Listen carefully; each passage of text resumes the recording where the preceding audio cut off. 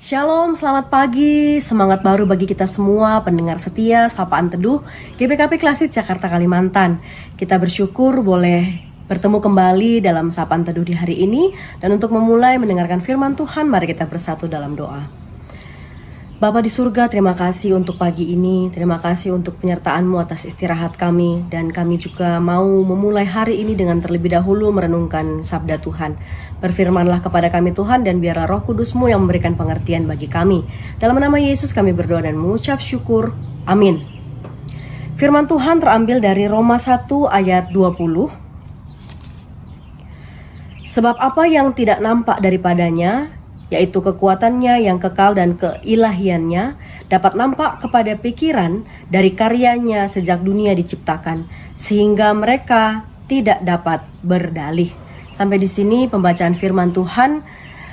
Bapak Ibu Saudara-saudara yang terkasih, pada suatu hari kami membacakan satu cerita. Ada seorang profesor yang tidak percaya kepada Tuhan, atau bisa dikatakan dia ateis. Dia memulai kelasnya yang berisi mahasiswa yang beriman dan percaya kepada Tuhan. Profesor ini memulai satu statement dengan mengatakan Tuhan tidak ada. Karena profesor itu menantang satu kelas untuk menjawab, ya, siapa yang bisa membuktikan Tuhan itu ada. Ada di sini yang pernah melihat Tuhan, lalu tidak ada satupun yang mengangkat tangannya. Ada di sini yang pernah memegang Tuhan, tidak ada satupun yang mengangkat tangannya. Lalu profesor itu, Tuhan itu hanya ada dalam pikiran manusia. Tuhan itu tidak ada. Semua mahasiswa terdiam kecuali satu orang yang kemudian dengan berani mengangkat tangannya. Lalu dia bertanya kepada profesor, "Profesor, apakah profesor punya akal?" Profesor tentu langsung menjawab, "Tentu saja punya. Kalau tidak punya akal, bagaimana mungkin saya bisa menjadi pengajar bagi kalian? Saya ini orang yang punya akal." Lalu mahasiswa ini bertanya kepada satu kelas, "Siapa di sini yang pernah melihat akal profesor?" Tidak ada yang mengangkat tangan. "Siapa di sini yang pernah memegang akal profesor?" Tidak ada yang mengangkat tangan. Kemudian profesor juga menjadi diam, dan mahasiswa ini tadi berkata, "Tidak semua yang ada harus kelihatan. Tidak semua yang ada harus dibuktikan secara indrawi. Demikian juga Tuhan itu ada, sekalipun kita tidak bisa memegang dan tidak bisa melihat secara fisiknya." Profesor itu pun terdiam, kemudian dia lalu mengajar seperti biasa. Tidak lagi mengungkit-ungkit soal Tuhan ada, karena dia juga sudah mengakuinya. Bapak Ibu Saudara yang terkasih, firman Tuhan di Roma 1 ayat 20 juga mengatakan bahwa ada yang tidak nampak, kekuatan yang kekal dan keilahiannya tidak nampak secara fisik, tetapi nampak dari karya-karya Tuhan setelah dunia diciptakan, sejak dunia diciptakan, sehingga manusia tidak dapat berdalih dari situ.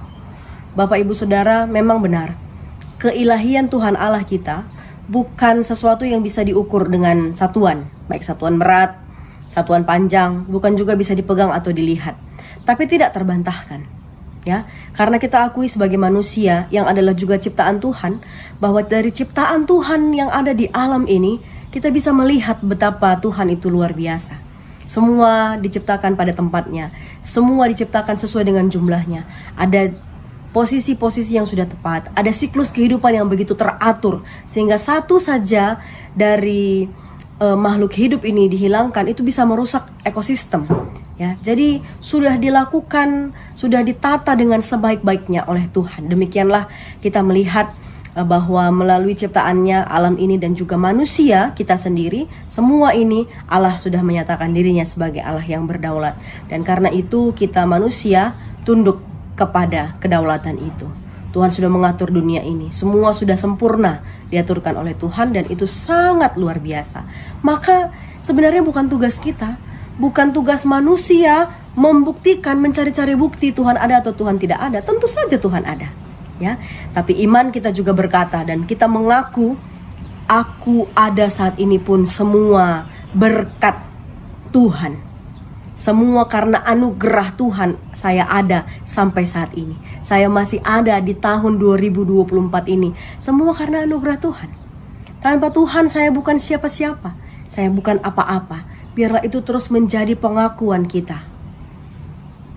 Seperti pesan tegas Rasul Paulus di ayat setelah ayat 20, 21 dan seterusnya. Dia mengkritik orang-orang di Roma.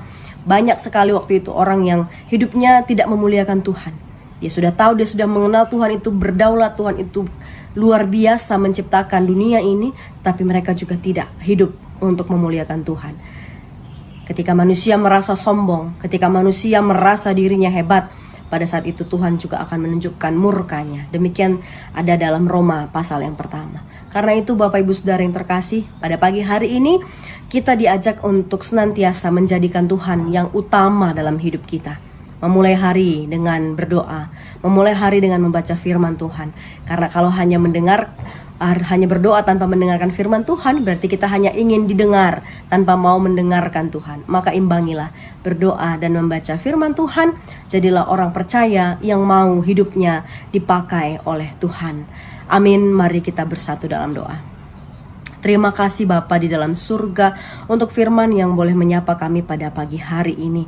Kami bersyukur ketika kami boleh diingatkan betapa Engkau berdaulat, Engkau berkuasa atas kehidupan kami, sehingga kami harus mengutamakan Engkau dalam hidup kami dan mengandalkan Tuhan dalam segala hal.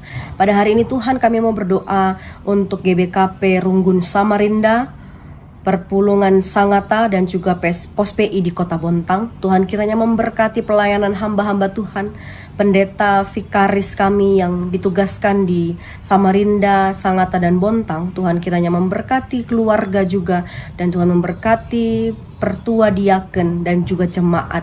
Rencana untuk membangun gedung gereja baik di Sangatta dan juga di Samarinda, mari Tuhan tolong prosesnya Tuhan, yang sertai senantiasa agar boleh berdiri rumah Tuhan di kota ini Bapa. Terima kasih Bapa di dalam surga.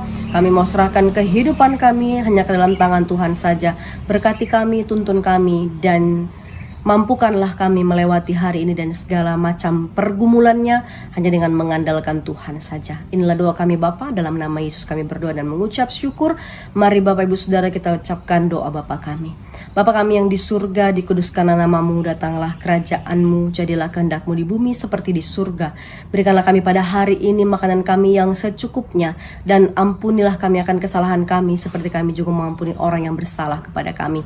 Dan janganlah membawa kami ke dalam pencobaan, tetapi lepaskanlah kami daripada yang jahat. Karena Engkaulah yang punya kerajaan dan kuasa dan kemuliaan sampai selama-lamanya. Amin.